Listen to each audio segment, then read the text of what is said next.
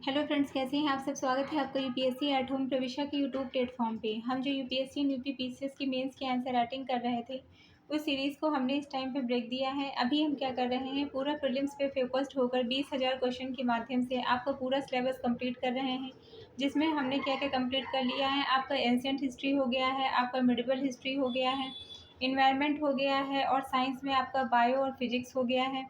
Indian geography भी आपका complete हो गया है। तो 6 सब्जेक्ट हमने कंप्लीट कर लिए हैं। जिसने नहीं देखा है तो वो हमारी प्लेलिस्ट में जाके पूरा देख सकते हैं 3 से 4 बार, जिससे आपको पूरा बहुत अच्छे से रिवाइज हो जाएगा। अभी हम क्या कर रहे हैं, पॉलिटी कंप्लीट कर रहे हैं। पॉलिटी का जो चैप्टर है उच्च न्यायालय का गठन, शक्तियाँ और क्षेत्राधिकार, उसके संबंधित जो है क्वेश्चन हम देखेंगे। अंडमान निकोबार द्वीप पर निम्नलिखित उच्च न्यायालयों में से किस एक का क्षेत्राधिकार है? तो किसका है? कलकत्ता का क्षेत्राधिकार है। अंडमान निकोबार द्वीप कलकत्ता उच्च न्यायालय का क्षेत्राधिकार है। यह न्यायालय भारत का सबसे प्राचीन न्यायालय है। 1 जुलाई 1862 को उच्च न्यायालय अधिनियम 1861 के अंतर्गत स्थापित किया गया था। कलकत्ता उच्च न्यायालय भवन श्री वाल्टर ग्रानविले सरकारी वास्तुकार द्वारा डिजाइन किया गया था, जो बेल्जियम में वाई प्रेस में स्टैंड हाउस या क्लॉथ हॉल के मॉडल पर था। इस समय इसमें जजों की संख्या कितनी है? 72 है। नेक्स्ट हम देखेंगे, नेक्स्ट क्वेश्चन क्या है, पूर्वोत्तर के वह 4 राज्य कौन से हैं जो समान रूप से गुवाहाटी उच्च न्यायालय से संबंधित हैं? पूर्वोत्तर के वो कौन से 4 राज्य हैं जो समान रूप से गुवाहाटी उच्च न्यायालय से संबंधित हैं? तो कौन सा है? असम, नागालैंड, मिजोरम, अरुणाचल प्रदेश। पूर्वोत्तर के 4 राज्य असम, नागालैंड, मिजोरम, अरुणाचल प्रदेश सम्मिलित रूप से गुवाहाटी हाईकोर्ट के क्षेत्राधिकार के अंतर्गत आते हैं। 5 अप्रैल 1948 को असम उच्च न्यायालय के नाम से इसकी स्थापना हुई थी, जिसे 1971 में उत्तर पूर्वी क्षेत्र पुनर्गठन अधिनियम 1971 के द्वारा इसका नाम बदलकर गुवाहाटी उच्च न्यायालय कर दिया गया। नेक्स्ट क्वेश्चन देखेंगे, निम्नलिखित में से भारत में एक उच्च न्यायालय के बारे में निम्नलिखित में से कौन सा सही है? उच्च न्यायालय के न्यायाधीशों की नियुक्ति राज्यपाल करता है, ये आपका पॉइंट गलत है। फिर से देखेंगे इसमें क्या क्या सही है। इसको देखने के लिए सबसे बेटर क्या है कि हम इसका जो है जो बॉक्स दिया हुआ है उसको पूरा डिटेल में कवर कर लें। संविधान के अनुच्छेद 217 में उच्च न्यायालय के न्यायाधीश की नियुक्ति से संबंधित किसमें प्रावधान किया गया है? आर्टिकल जो 217 है उसमें यह प्रोविज़न किया गया है। हाईकोर्ट के न्यायाधीश की अपॉइंटमेंट से संबंधित प्रोविज़न है। मुख्य न्यायाधीश की नियुक्ति राष्ट्रपति के द्वारा भारत के मुख्य न्यायाधीश और संबंधित राज्य के राज्यपाल के परामर्श से की जाती है। अन्य न्यायाधीशों की नियुक्ति संबंधित उच्च न्यायालय के मुख्य न्यायाधीश के परामर्श से की जाती है। अब आप इसमें क्या क्या याद रखेंगे? पहला जो इससे क्वेश्चन बन सकता है कि जो उच्च न्यायालय के न्यायाधीश के जो अपॉइंटमेंट से संबंधित जो आर्टिकल है तो कौन सा है? 217 में प्रावधान किया गया है। दूसरा जो इससे क्वेश्चन बन सकता है कि मुख्य न्यायाधीश की नियुक्ति राष्ट्रपति किसके द्वारा की जाती है? राष्ट्रपति के द्वारा की जाती है। और हाईकोर्ट के जो मुख्य न्यायाधीश हैं उनकी नियुक्ति राष्ट्रपति के द्वारा की जाती है। और भारत के मुख्य न्यायाधीश और संबंधित राज्य के राज्यपाल के परामर्श के बाद की जाती है। किसके द्वारा? राष्ट्रपति के द्वारा की जाती है। भारत के मुख्य न्यायाधीश और संबंधित राज्य के राज्यपाल के परामर्श से की जाती है। अन्य न्यायाधीशों की नियुक्ति संबंधित उच्च न्यायालय के मुख्य न्यायाधीश से भी परामर्श किया जाता है। नेक्स्ट हम देखेंगे क्वेश्चन, निम्नलिखित में से कौन सा राज्य के उच्च न्यायालय का मुख्य क्षेत्राधिकार नहीं है? तो कौन सा क्षेत्राधिकार है? जब आपको ये पता होगा कि कौन कौन से क्षेत्राधिकार हैं तो आप ये जो है बहुत आसानी से जो है डिकोड कर देंगे कि कौन सा क्षेत्राधिकार नहीं है। उच्च न्यायालय को 2 प्रकार की शक्तियां दी गई हैं। पहला न्याय संबंधी शक्ति है, दूसरा क्या है? प्रशासन संबंधी। न्याय संबंधी शक्ति, प्रशासन संबंधी शक्ति। परामर्श संबंधी क्षेत्राधिकार उच्चतम न्यायालय के पास है। उच्चतम न्यायालय की क्षेत्राधिकार शक्तियों में आता है। आर्टिकल 143 के तहत उच्चतम न्यायालय को परामर्श संबंधी अधिकार प्राप्त है। क्या हमने देखा कि उच्चतम न्यायालय को जो हाईकोर्ट है, हाईकोर्ट की 2 प्रकार की पावर दी गई है, न्याय संबंधी, दूसरा क्या है? प्रशासन संबंधी। किंतु जो परामर्श संबंधी जो क्षेत्राधिकार है वो किसके अधीन आता है? वो सुप्रीम कोर्ट की क्षेत्राधिकार और शक्तियों में आता है। आर्टिकल 143 के अंतर्गत उच्चतम न्यायालय को परामर्श संबंधी अधिकार प्रदान किया गया है। आर्टिकल कौन सा है? आर्टिकल 143 के अंतर्गत प्रावधान किया गया है। हाईकोर्ट के जो न्यायाधीश है उनकी नियुक्ति जो है किसके द्वारा की जाती है? हमने क्या देखा था कि इसकी नियुक्ति जो है न्यायाधीश इसके हाईकोर्ट के न्यायाधीशों की नियुक्ति कौन करता है? राष्ट्रपति करता है। किसके परामर्श से करता है? तो मुख्य न्यायाधीश और संबंधित उस राज्य के राज्यपाल के परामर्श से करता है। नेक्स्ट हम देखेंगे निम्नलिखित कथनों पर विचार कीजिए। इसके अंतर्गत क्या है? सर्वोच्च न्यायालय के पास विधि से संबंधित किसी प्रश्न पर परामर्शदात्री क्षेत्राधिकार है। प्रलेख जारी करने के संबंध में उच्च न्यायालय को सर्वोच्च न्यायालय से ज़्यादा क्षेत्राधिकार है। सर्वोच्च न्यायालय को विधि के किसी प्रश्न पर राष्ट्रपति को, मतलब सर्वोच्च न्यायालय जो सुप्रीम कोर्ट है, सुप्रीम कोर्ट को विधि के किसी प्रश्न पर राष्ट्रपति को परामर्श देने का अधिकार क्षेत्र है। जिला न्यायाधीशों की नियुक्ति, पद स्थापना, प्रोन्नति के मामले में राज्यपाल उच्च न्यायालय से परामर्श करेगा। आर्टिकल 233 के अंतर्गत उच्च न्यायालय की रिट निकालने की अधिकारता अधिक विस्तारित है। नेक्स्ट क्वेश्चन हम देखेंगे, संविधान के अनुच्छेद 226 के अंतर्गत हाईकोर्ट के द्वारा दिया गया निर्देश परिवर्तित किया जा सकता है, उपयुक्त किसी के द्वारा नहीं। आर्टिकल 226 के तहत मूल अधिकारों की रक्षा सहित अन्य विधिक अधिकारों को प्रवृत्त कराने के लिए उच्च न्यायालय रिट निकाल सकता है। साथ ही यह निर्देश दे सकता है कि इस संबंध में दिए गए निर्देश उपयुक्त विकल्पों में से किसी के द्वारा भी परिवर्तित नहीं किया जा सकता है। नेक्स्ट क्वेश्चन हम देखेंगे, भारत के संविधान के अनुसार राज्यों के उच्च न्यायालयों के संबंध में सूची 1 को सूची 2 के साथ सुमेलित करना है। तो इसमें क्या देखना है कि कौन से आर्टिकल में क्या बात की गई है।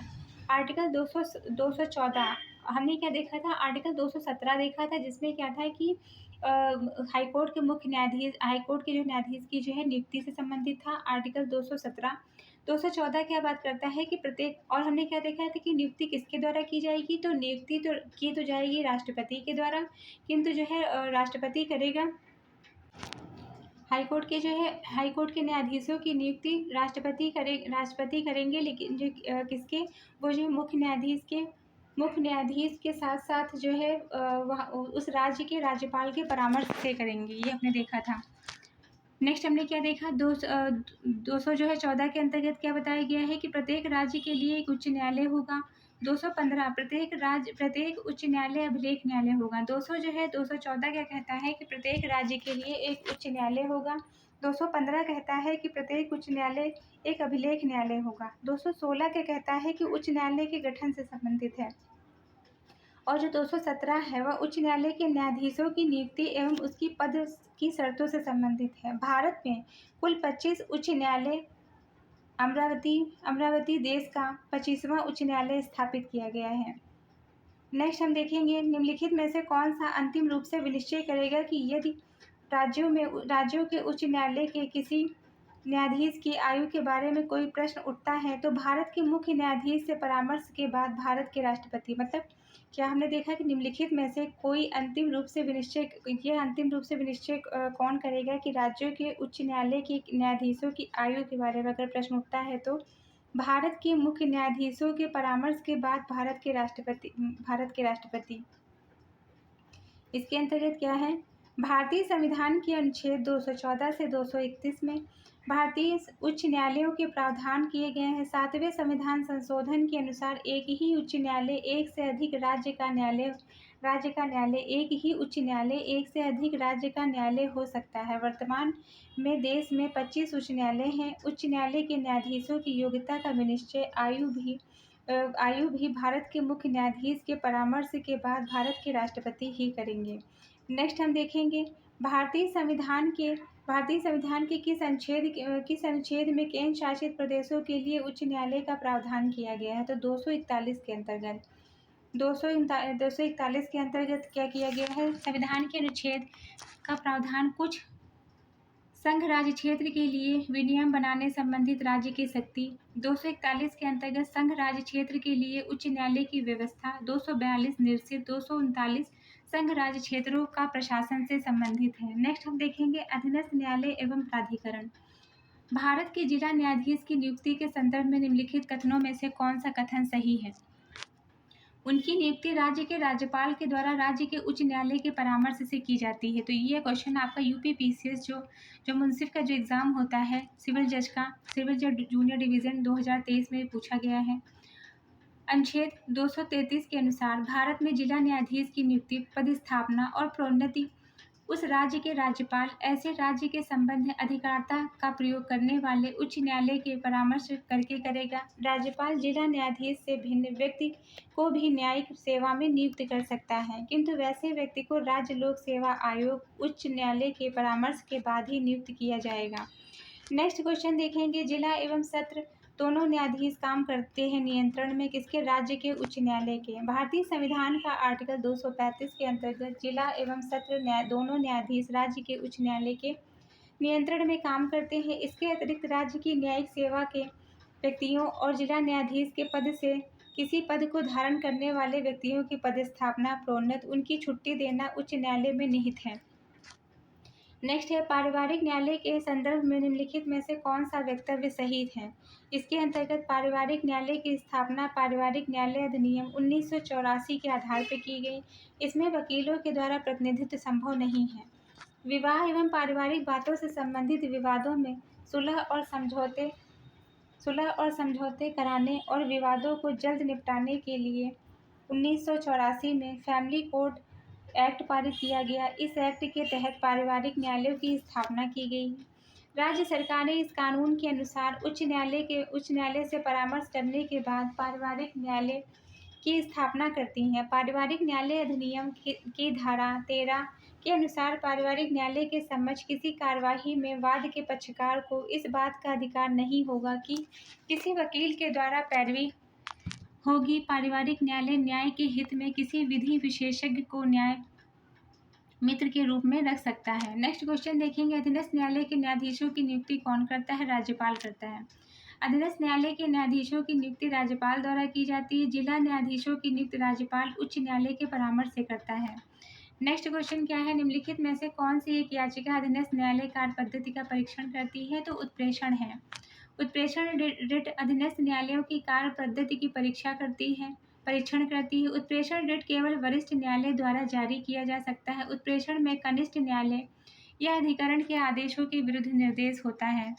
नेक्स्ट क्वेश्चन हम देखेंगे, नेक्स्ट जो है चैप्टर क्या है उसको हम देखेंगे, स्थानीय शासन, लोकल गवर्नमेंट से संबंधित है। इसके अंतर्गत जो पहला टॉपिक है वो क्या है? पंचायती राज का विकास, डेवलपमेंट एंड स्ट्रक्चर ऑफ पंचायती राज। पंचायती राज संस्थाओं में महिलाओं के लिए आरक्षित सीटों के संदर्भ में निम्नलिखित में से कौन सा कथन सही है? तो इसके अंतर्गत इसका प्रावधान संविधान के अनुच्छेद 243D का 3 में जो है किया गया है। अनुच्छेद 243, ये भी क्वेश्चन आपका जो PCSJ का जो एग्ज़ाम होता है वो 2023 में इसमें पूछा गया है। अनुच्छेद 243 घ का 3 के अनुसार प्रत्येक पंचायत में प्रत्यक्ष निर्वाचन द्वारा भरे जाने वाले स्थानों की कुल संख्या के कम से कम 1/3 स्थान स्त्रियों के लिए आरक्षित होंगे, जो किसी पंचायत में भिन्न भिन्न निर्वाचन क्षेत्र के चक्रानुक्रम में आवंटित किए जा सकेंगे। साथ ही यह आरक्षण अनुच्छेद 334 के तहत प्रभावी नहीं होगा, अर्थात इससे युक्त होगा। नेक्स्ट क्वेश्चन हम देखेंगे, स्थानीय ग्रामीण शासन के रूप में पंचायती राज प्रणाली अपनाई गई है कहाँ पे? राजस्थान और आंध्र प्रदेश। स्थानीय ग्रामीण शासन के रूप में पंचायती राज प्रणाली सर्वप्रथम राजस्थान के नागौर के द्वारा 2 अक्टूबर 1959 को अपनाया गया है। इसके पश्चात आंध्र प्रदेश सरकार के द्वारा अपने यहाँ लागू किया गया। पंचायती राज संस्थान को संवैधानिक रूप से 73वें संविधान संशोधन 1992 के माध्यम से संवैधानिक दर्जा प्रदान किया गया। आंध्र प्रदेश में इसे 1 नवंबर 1959 में पेश किया गया। नेक्स्ट क्वेश्चन देखेंगे, निम्नलिखित राज्यों में से कौन पंचायती राज व्यवस्था प्रारंभ करने वाला पहला राज्य था? तो कौन सा था? राजस्थान। अभी हमने देखा पंचायती राज व्यवस्था को 73वें संविधान संशोधन अधिनियम 1992 के द्वारा अंतः स्थापित किया गया। यह 24 अप्रैल 1973 को पूर्णतः लागू किया गया। पंचायती राज व्यवस्था को प्रारंभ करने वाले राज्य क्रमशः राजस्थान एवं आंध्र प्रदेश हैं। प्रथम नंबर पर राजस्थान, फिर आंध्र प्रदेश। यह एक त्रिस्तरीय पंचायती राज व्यवस्था ग्राम मध्यवर्ती जिला स्तर है। नेक्स्ट हम देखेंगे, निम्नलिखित में से उत्तर प्रदेश पंचायतों की आय के स्रोतों का कौन सा अपवाद है? तो कौन सा है? उपयुक्त में से कोई नहीं। पशु कर, भवन कर, स्थानीय व्यापार कर उत्तर प्रदेश के पंचायतों की आय के स्रोतों में सम्मिलित हैं। इसके अतिरिक्त सिंचाई, सड़कों की सफाई, नालियों की सफाई, निजी शौचालयों आदि पर कर लगा सकती है। निम्नलिखित कथनों में से कौन सा एक कथन सही नहीं है? ग्राम सभा, ग्राम पंचायत का सीमा क्षेत्र एक ही है। ग्राम पंचायत, न्याय पंचायत का सीमा क्षेत्र एक ही है। यह आपका जो है गलत है। ग्राम पंचायत और न्याय पंचायत का क्षेत्र भिन्न भिन्न है। शेष 3 विकल्प सही हैं। पंचायत, ग्राम पंचायत, ग्राम सभा का सीमा क्षेत्र एक है। ग्राम पंचायत के प्रधान को उसी क्षेत्र के निर्वाचन अपने में से ही चुनते हैं। ग्राम पंचायत का कार्यकाल सामान्यतः 5 वर्ष का होता है। नेक्स्ट क्वेश्चन देखेंगे, पंचायती राज संस्थाओं में महिलाओं के लिए आरक्षित सीटों के संदर्भ में निम्नलिखित में से कौन सा कथन सही है? इसका प्रावधान संविधान के अनुच्छेद 243 का D3 में किया गया है। संविधान के 73वें संविधान संशोधन 1992 के द्वारा सभी ग्रामों के संचालन के लिए पंचायती राज व्यवस्था लागू की गई है। इस व्यवस्था में ग्राम पंचायत, क्षेत्र पंचायत, जिला पंचायत आते हैं। यह व्यवस्था 24 अप्रैल 1973 को प्रभावी हुई। इसमें कुल 29 विषय शामिल हैं। अनुच्छेद 243 का D के अनुसार अनुसूचित जाति जनजाति महिलाओं के लिए 1/3 स्थान आरक्षित होंगे। पंचायती राज की वित्तीय लेन देन की देखरेख राज्य आयोग के निर्देशन में होगी। नेक्स्ट क्वेश्चन है, यह आपका यूपी पीसीएस प्री 2022 में पूछा गया है। समितियां दी गई हैं और उनसे संबंधित जो है वर्ष दिया गया है, तो इसको आपको ध्यान देना है। बलवंत राय मेहता समिति 1957, अशोक मेहता समिति 1977, LM सिंघवी समिति 1986, PK थुंगन समिति 1988। फिर से देखेंगे, बलवंत राय मेहता समिति 1957, अशोक मेहता समिति 1977, LM सिंघवी समिति 1986, PK थुंगन समिति संबंधित है 1988 से। नेक्स्ट क्वेश्चन है, निम्नलिखित में से कौन सी अनुसूची पंचायती राज से संबंधित है? तो कौन सी है? 11वीं अनुसूची। संविधान की 11वीं अनुसूची पंचायती राज संस्थाओं से संबंधित है। स्थानीय स्तर पर लोकतंत्र की स्थापना हेतु 73वें संविधान संशोधन 1992 के माध्यम से पंचायती राज संस्थाओं को संवैधानिक दर्जा प्रदान किया गया है। 12वीं अनुसूची में वर्ष 1973 में और 74 संविधान संशोधन 1992 के माध्यम से संविधान में जोड़ा गया है, जिसके द्वारा नगरीय निकायों को संवैधानिक दर्जा प्रदान किया गया है। नेक्स्ट क्वेश्चन देखेंगे, जो कि आपको मोस्ट इंपॉर्टेंट क्वेश्चन है, बहुत बड़े क्वेश्चन पूछा गया है। भारत के पंचायती राज का शिल्पीकार किसे कहा जाता है? तो BR मेहता को। फिर से देखेंगे, भारत के पंचायती राज व्यवस्था का शिल्पी किसे कहते हैं? तो BR मेहता को। भारत में पंचायती राज व्यवस्था का वास्तुकार शिल्पी बलवंत राय मेहता को कहा जाता है, क्योंकि 1957 में बलवंत राय मेहता ने त्रिस्तरीय पंचायती राज व्यवस्था के गठन की सिफारिश की थी। इसकी सिफारिशों के आधार पर ही जवाहरलाल नेहरू ने अक्टूबर 1959 में इस राजस्थान के नागौर जिले में त्रिस्तरीय पंचायत राज व्यवस्था का शुभारंभ किया। नेक्स्ट क्वेश्चन है, भारत के संविधान के अंतर्गत कोई भी व्यक्ति ग्राम पंचायत के सदस्य हेतु निर्वाचित हो सकता है यदि उसकी आयु पूरी कर ली जाए 21 वर्ष। भारत के संविधान के अंतर्गत किसी भी व्यक्ति को पंचायत का सदस्य निर्वाचित होने के लिए कम से कम 21 वर्ष का होना चाहिए। नेक्स्ट क्वेश्चन आपका यूपी पीसीएस 2021 में पूछा गया है। समितियां दी गई हैं, उससे संबंधित ईयर दिया गया है। BR मेहता समिति संबंधित है 1957 से, अशोक मेहता 1977 से, GVK राव समिति 1985, LM सिंघवी समिति 1986। फिर से देखेंगे, BR मेहता समिति 1957, अशोक मेहता समिति 1977, GVK राव समिति 1985, LM सिंघवी समिति 1986। नेक्स्ट क्वेश्चन है, निम्नलिखित में से कौन सा सही सुमेलित है? बलवंत राय मेहता समिति पंचायती राज से संबंधित है। संथानम समिति केंद्रीय सतर्कता आयोग की स्थापना। भ्रष्टाचार निरोधक समिति GVK राव समिति पंचायती राज के ग्रामीण विकास व गरीब उन्मूलन कार्यक्रम की समीक्षा से संबंधित है। बलवंत राय मेहता समिति का संबंध पंचायती राज को संवैधानिक दर्जा से संबंधित है। दंतवाला समिति संबंधित है ब्लॉक स्तर पर नियोजन से संबंधित। अशोक मेहता समिति पंचायती राज पद्धति को दो स्तरीय जिला और मंडल स्तरीय करने से संबंधित है। LM सिंघवी समिति पंचायती राज संस्थाओं का पुनरुत्थान पर एक अवधारणा पत्र तैयार करने हेतु।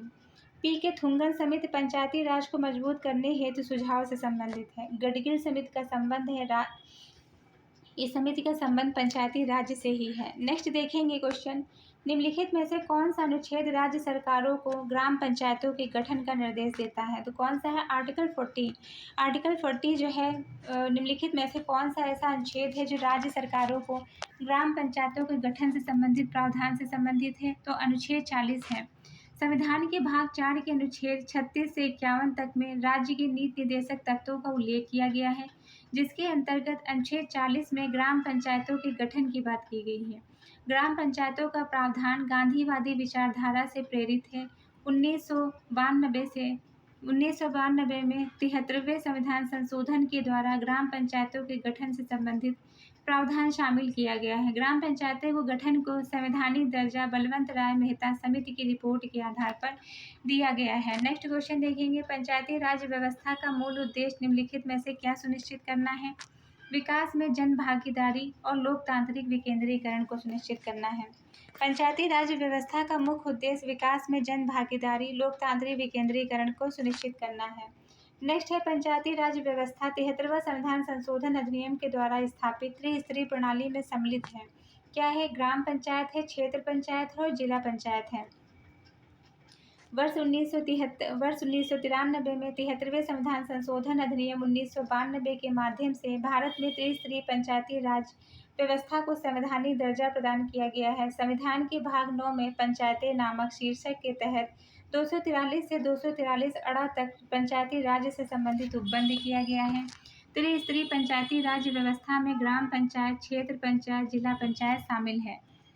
नेक्स्ट क्वेश्चन क्या है? कथन है कि प्रत्येक राज्य में पंचायतों का गठन ग्राम, मध्यवर्ती एवं जिला स्तर पर किया जाएगा। कारण है कि उस राज्य में मध्यवर्ती स्तर पर पंचायत का गठन नहीं होगा जिसकी संख्या 20 लाख से कम है। तो कथन और कारण दोनों सही है और कारण कथन की सही व्याख्या नहीं करता है।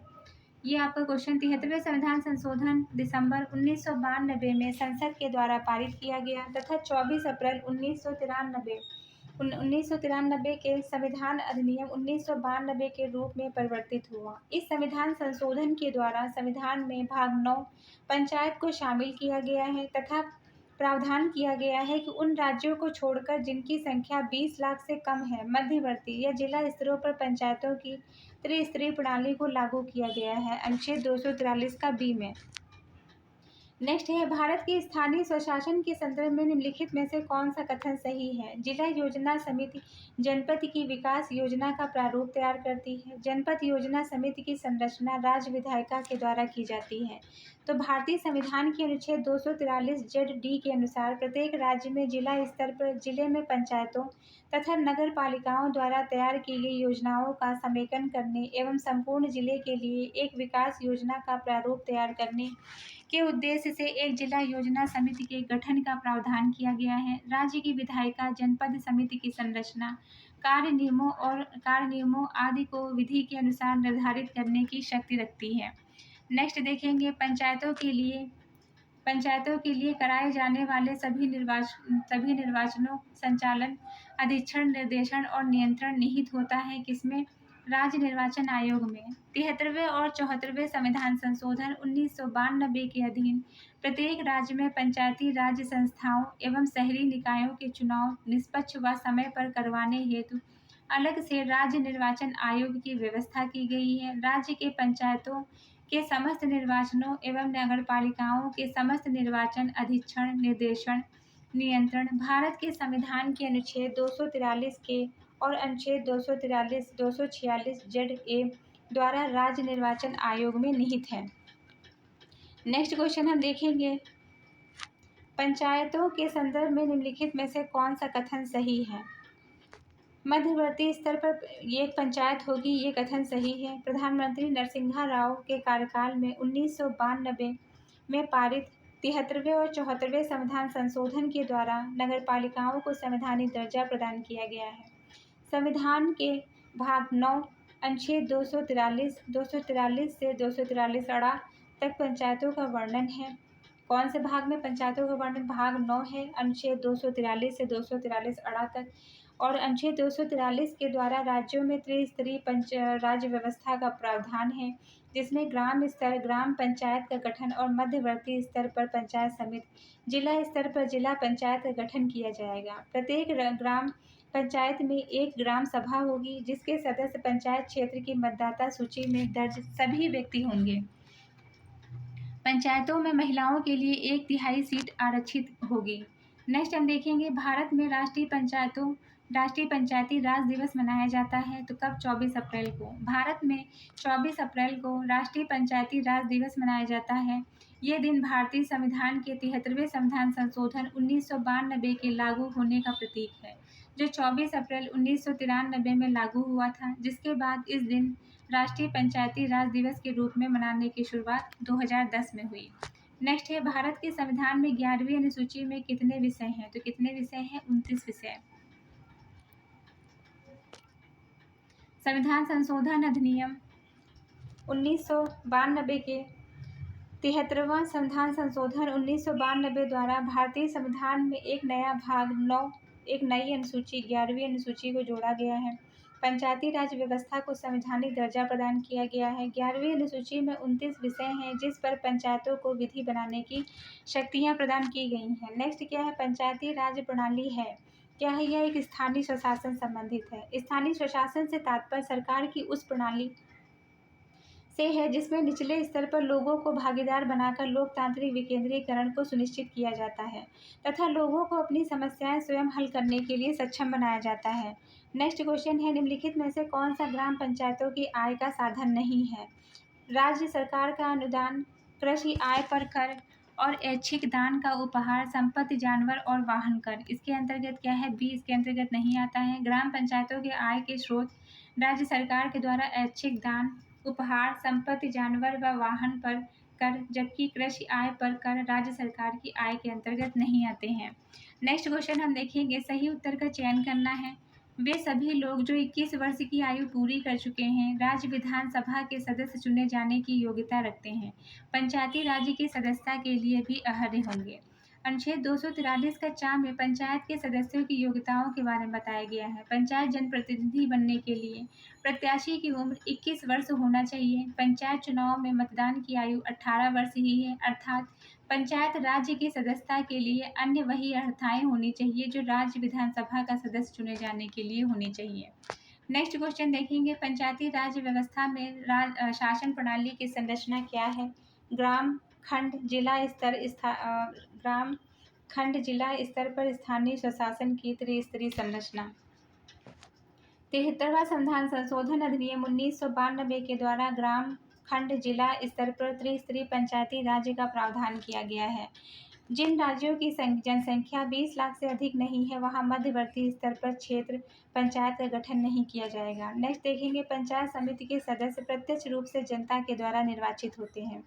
पंचायती राज में त्रिस्तरीय ढांचे का प्रावधान किया गया है। ग्राम स्तर पर ग्राम पंचायतें, प्रखंड स्तर पर पंचायत समिति, जिला स्तर पर जिला परिषद के गठन की व्यवस्था की गई है। पंचायत समिति के सदस्य प्रत्यक्ष रूप से जनता के द्वारा निर्वाचित किए जाते हैं। नेक्स्ट है, पंचायत का 5 वर्ष का कार्यकाल प्रारंभ होता है पंचायत की प्रथम अधिवेशन की नियत तिथि से। संविधान के अनुच्छेद 243 में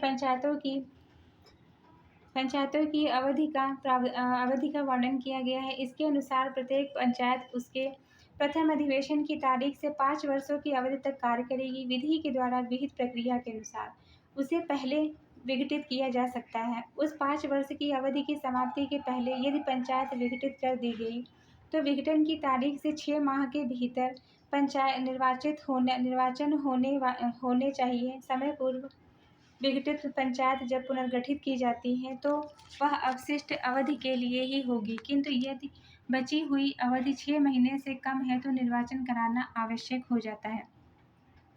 नेक्स्ट हम देखेंगे, संविधान के प्रावधानों के अंतर्गत पंचायत चुनाव कराने का निर्णय किया जाता है किसके द्वारा? राज्य सरकार के द्वारा। संविधान के प्रावधानों के अनुसार पंचायत चुनाव कराने का निर्णय राज्य सरकार के द्वारा किया जाता है। निर्वाचन स्वतंत्र हो, उसमें गड़बड़ी न हो, यह सुनिश्चित करने के लिए अनुच्छेद 243 में यह कहा गया है कि निर्वाचन के लिए निर्वाचक नियमावली तैयार कराने का सभी निर्वाचकों के संचालन, अधीक्षण, निर्देशन, नियंत्रण एक राज्य निर्वाचन आयोग में निहित होगा। नेक्स्ट है, पंचायत के सरपंच का चुनाव कैसे होता है? पंचायत के पंचों के द्वारा होता है।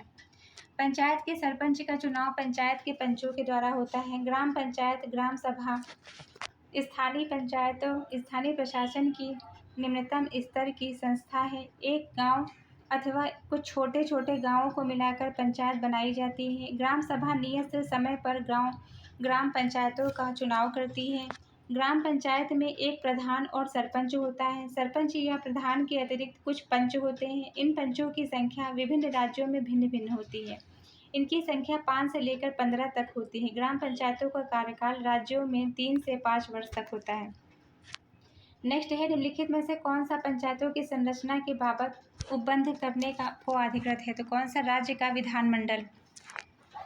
पंचायती राज राज्य सूची का विषय है। संविधान के भाग 9 में अनुच्छेद 243C के अनुसार किसी भी राज्य के विधानमंडल विधि द्वारा पंचायतों की संरचना के बाबत उपबंध कर सकता है। नेक्स्ट देखेंगे, पंचायतों एवं नगरपालिकाओं के संबंध में भारतीय संविधान में किस वर्ष प्रावधान किया गया है? तो 1993 में प्रावधान किया गया है। नेक्स्ट क्वेश्चन क्या है? निम्नलिखित में से कौन जनता द्वारा प्रत्यक्ष निर्वाचित होते हैं? तो कौन सा है? प्रधान और पंच जनता के द्वारा प्रत्यक्ष निर्वाचित होते हैं। भारतीय संविधान के भाग 9 में पंचायत के बारे में उल्लेख किया गया है। प्रत्यक्ष निर्वाचन का द्वारा प्रधान और पंच निर्वाचित होता है, जबकि अप्रत्यक्ष निर्वाचन द्वारा क्षेत्र प्रमुख, जिला पंचायत अध्यक्ष या सरपंच चुना जाता है। नेक्स्ट क्वेश्चन है, जो कि आज की सीरीज का लास्ट क्वेश्चन है। पंचायत राज्य का मुख्य उद्देश्य क्या है? लोगों को विश्वास मूलक प्रशासन में भागीदारी योग्य बनाना। भारतीय संविधान के अनुच्छेद 243 में पंचायत गठन का वर्णन किया गया है। इसका मुख्य उद्देश्य लोगों को विकास मूलक प्रशासन में भागीदारी के योग्य बनाना है। तो ये आज की क्लास यहीं पे समाप्त होती है। आप लोगों को ये सीरीज चल रही है कैसी लग रही है, हमारे कमेंट सेक्शन में ज़रूर बताइए। डेली का हमारा 2 घंटे का कंटेंट रहता है, जिसमें 30-30 मिनट की 4 वीडियो रहती हैं। आप उन चारों को देखिए और उसके पहले जितने भी जो है हमने प्रीवियस में क्वेश्चन कंप्लीट कराए हैं, आप सारी सीरीज़ को देखेंगे, तभी आपको 20,000 क्वेश्चन की सीरीज़ का बेनिफिट मिलने वाला है। 6 सब्जेक्ट जो कंप्लीट हो गए हैं उसको आप 3 से 4 बार पूरा रिवाइज़ कर डालिए, जिससे आपका एग्ज़ाम में आपको इसका बेनिफिट मिलेगा। तो ऐसे ही पढ़ते रहिए, लाइफ में आगे बढ़ते रहिए। यूपीएससी एट होम प्रविष्या के साथ प्रीलिम्स मेंस प्रैक्टिस करते रहिए और कमेंट सेक्शन में ज़रूर बताइए कि आप लोगों को ये सीरीज़ कैसी लग रही है। Thank you.